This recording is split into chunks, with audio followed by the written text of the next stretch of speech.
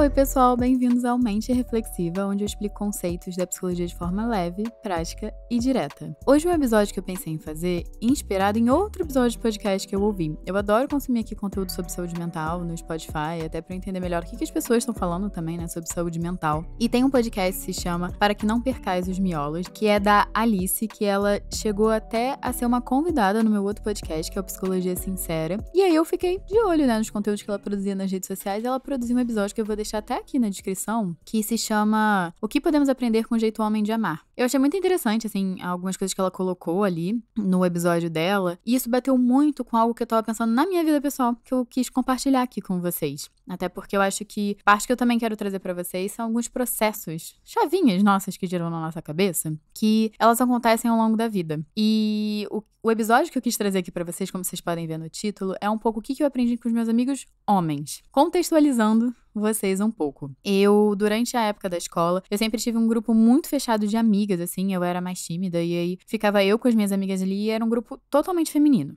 Então eu cresci um pouco nesse ambiente, que também me ensinou muitas coisas, também tinha essas problematizações, assim, de ser um grupo muito só feminino. Depois eu fui fazer faculdade de psicologia. E, gente, eu não sei se vocês já tiveram experiência ou já pararam pra pensar qual é o público da faculdade de psicologia. Tem muitas mulheres fazendo psicologia. Eu lembro que na minha sala da faculdade, quando eu entrei, eu não lembro quantas mulheres eram, mas eu lembro claramente que eram 5 homens, porque ficava muito em contraste, ficava muito óbvio. E tinha salas minhas de matérias que eu fui pegando ao longo da faculdade que não tinha nenhum homem ali participando. Então, de novo, eu tava inserida num ambiente muito feminino. Fui ficando mais velha, o tempo foi passando, e isso foi um plot twist da minha vida que eu vou compartilhar com vocês, que eu nunca tinha esperado. Que mesmo depois formada na escola, volta e meia eu esbarrava com pessoas que eram no meu colégio, dizia oi. Era educada, mas não era amiga das pessoas, né? Eu tinha ali meu grupinho fechado, que eu continuo sendo amiga das minhas amigas até hoje, né? Da época da escola. E aí, em uma festa, eu acabei me esbarrando com um grupo de meninos, né? Que era da minha escola. E eu fui lá cumprimentar eles e tudo mais. E aí, um deles falou: Poxa, sabe o que eu tava pensando? A gente não tinha sido amigo na época da escola. Vamos ser agora? E eu lembro que eu tinha boas memórias deles, eu achava eles legais. Acabou que até por eu ser mais tímida, eu não tive iniciativa, né? De socializar mais com eles. E a gente decidiu ser amigo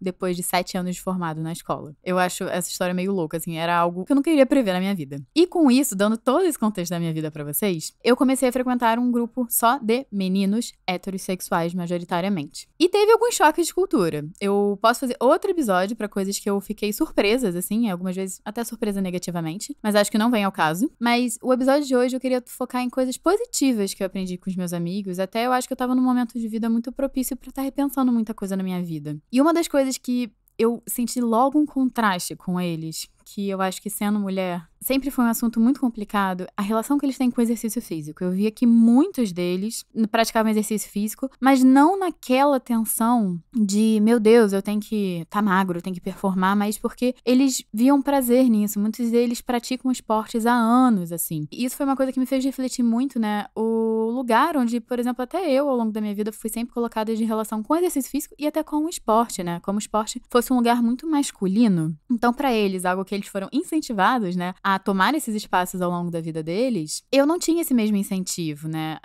Eu lembro claramente quando eu era mais nova na educação física, quando eu fui entrando assim mais na adolescência, no ensino médio, as meninas, pelo menos da minha sala, normalmente não queriam fazer o exercício, queriam ficar sentadinhas, tinham até um pouco do tipo, ai, não quero me sujar, não quero suar, sabe? Tem que ficar sempre pensando na aparência. E os meninos estavam lá todos suados, se jogando no chão, jogando futebol. E era sempre isso, né? Os meninos futebol e as meninas vôlei. Pelo menos era assim que funcionava na minha escola. Então, uma coisa que me fez muito repensar, que já é uma história pessoal minha, repensar a minha relação com o exercício físico, mas ver eles tendo uma relação leve com isso, né? Vendo eles tendo prazer, sendo um lazer. Isso foi algo que me inspirou muito, assim, de entender que o esporte também é um lugar para ser divertido, o exercício físico também é um lugar para ser divertido. E não precisa, assim, não precisa ser algo pesado, não precisa ser algo tão planejado, sabe? Eu entendo que o que eu posso estar falando aqui é um recorte da minha bolha, mas eu quero trazer nesse episódio os recortes da minha bolha que me fizeram girar algumas chavinhas. Outra coisa que pra mim também foi muito contrastante quando eu comecei a sair com eles, eu tinha mais ou menos uns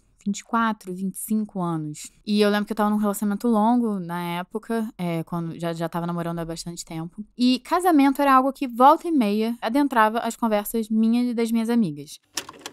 e até hoje, tá, gente? Agora eu tô bem mais velha e ainda se adentra. Quando eu comecei a mencionar, ou até falar com naturalidade, né, sobre casamento, planos a longo prazo, foi muito engraçado que teve alguns deles, assim, até que meio que bugaram, porque alguns não estavam numa relação, e alguns, por mais que estivessem num relacionamento, ou tivessem interessados com alguém, meio que, tipo, um até me falou em específico que, tipo, não era prioridade dele. Ele, tipo, pensaria isso daqui a 10 anos na vida. Eu fiquei, gente, daqui a 10 anos? Até de parar pra pensar, né, nesse certo privilégio até biológico, porque nós mulheres temos uma restrição de, por exemplo, engravidar se for um sonho seu ter filho. Então, até essa urgência que muitas vezes eu via e ainda vejo em muitas amigas minhas que estão com 20 e muitos anos, né, muitas vezes nem com 30 ainda, de ter um relacionamento estável, de pensar em casamento, eu via que com eles não tinha essa urgência. Eu entendo que tem muitos recortes sociais quando a gente fala sobre isso, mas pra mim foi muito importante entender que não precisava também de tanta urgência e que eu era nova. Eu acho que foi uma forma de meio que calma, vamos respirar aqui, tá tudo bem, tá tudo certo. E esse eu acho que é um outro ponto que eu queria trazer, né? Convivendo com eles, tem algumas coisas que eu vi que não havia tanta preocupação ou tanta pressa. Aí eu não sei se é exatamente por eles serem homens, eu não sei se é exatamente por eles serem quem eles são, mas eu vi um foco muito no presente do tipo, olha, a gente tá nos 20, a gente tá construindo, a gente tá trabalhando, a gente tá crescendo, sabe? O nosso foco não é pensar, sei lá, no relacionamento, no futuro filho, assim, é tá focado no presente e construir no presente. E também focado em lazer, assim, eu vejo o quanto eles se dedicam a hobbies e coisas que eles gostam, sem nem pensar muitas vezes duas vezes, sabe? O que pode ser bom e ruim, mas pra mim teve um lado muito bom, assim, de ver eles perseguindo coisas para além de trabalho, relacionamento, que algumas vezes eu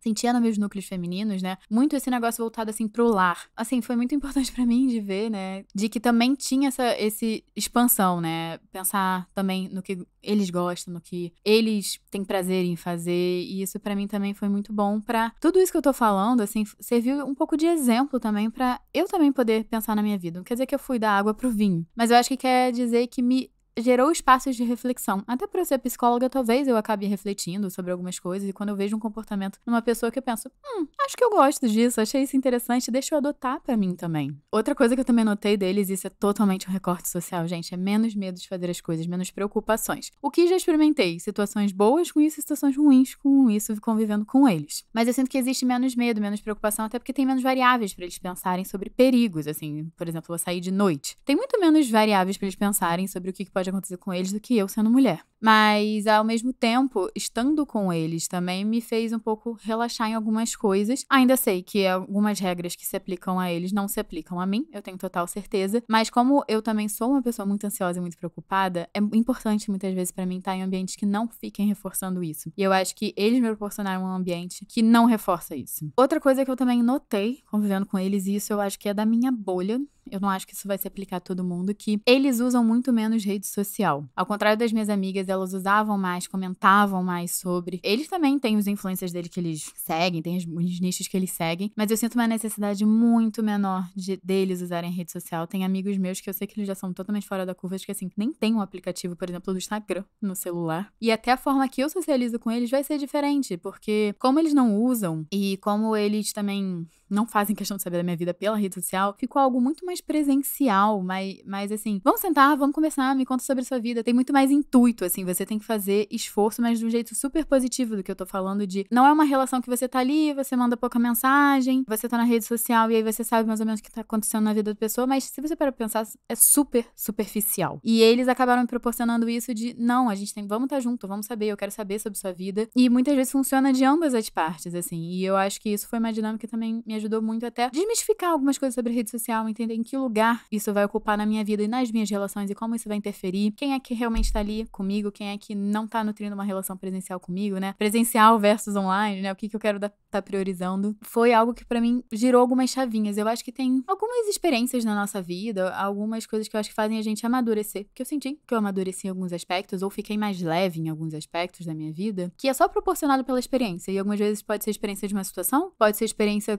com a convivência com pessoas, por isso que a gente nunca sabe muito o impacto, né, que as pessoas vão ter quando elas entram na nossa vida. E também fica o convite para vocês pensarem os impactos que as pessoas ao redor de vocês também têm em vocês, em como vocês olham o mundo, em como vocês interagem com o mundo. E até de entenderem, né, quem tem um impacto negativo que talvez vocês não queiram mais que tenha, porque quem vai estar em volta de vocês vai sim influenciar vocês. Então eu tô pensando, pra finalizar esse episódio, eu acho que quando eu penso em amizade, principalmente, eu penso um pouco num abraço, assim, no acolhimento. Pelo menos os meus amigos têm muito esse local. Então eu quero deixar o convite pra vocês deixarem um emoji de duas pessoas se abraçando. Eu acho que é cinza ou azul escuro, que é tipo uma pessoa de uma cor mais escura e outra de mais clara, uma abraçando a outra. Acho que vocês sabem qual é esse emoji, dá uma procurada ali. Se vocês gostaram desse episódio, se vocês aprenderam alguma coisa, também me contam nos comentários se vocês também aprenderam algumas coisas com as suas amizades ou interações masculinas, que você, muitas vezes, sendo mulher, né, nessa posição que eu tô aqui agora, também fez você repensar, porque era algo que eu já vinha pensando, estruturando na minha cabeça. Muitas vezes eu reservo um tempo pra escrever sobre, porque pra mim é uma forma de estruturar meus pensamentos. Só que quando eu vi esse episódio da Alice, eu falei, acho que isso pode também ser uma oportunidade de algo que eu ia guardar pra mim e escrever pra mim, eu também compartilhar com vocês pra ver se é uma experiência que vocês também passam. Então não deixe de comentar aqui, não deixe de classificar esse podcast na sua plataforma de áudio, que me ajuda a esse episódio e os outros episódios também a chegarem a outras pessoas. Não deixa também de me seguir no Instagram, vocês podem seguir o Instagram do podcast, que é @reflexivacast, e você também pode me seguir no meu perfil profissional, que é o @AnaTeresaCavalcante. Então, gente, esse foi o episódio de hoje e a gente se vê na próxima.